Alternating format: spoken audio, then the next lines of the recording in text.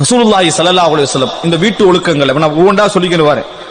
இரவு சம்பந்தமான சில முக்கியமான ஒழுக்கங்களை சொல்லி இருக்கிறார்கள். வீட்டு ஒழுக்கங்களில் இரவு சம்பந்தமான ஒழுக்கம் சஹீஹுல் புகாரியில் 3304வது இலக்கத்திலே வருகிறது. ஜாபிர் இப்னு அப்துல்லாஹ் ரலியல்லாஹு அன்ஹு அவர்கள் அறிவிக்கிறார்கள், இதா கான ஜுனஹுல் லைல் அவ் அம்சைத்தும், நீங்கள் மாலை அடைந்தால் இரவை அடைந்தால் ஃபகுஃபு சிப்யானக்கும், உங்கள் பிள்ளைகளை வெளியே விட வேண்டாம். உங்கள் பிள்ளைகளை மக்ரிப் நேரத்தில் என்ன செய்ய வேண்டாம், வெளியே விட. மாலை அடைஞ்சிட்டா நீங்கள் வெளியே விட வேண்டாம். ஃபஇன்ன ஷயாத்தீன தன்தஷிரு ஹீனஇதின், ஷைத்தான்கள் வேகமாக பரவுகிற நேரம் அது. ஷைத்தான்கள் வேகமாக பரவுகின்ற நேரம் அது.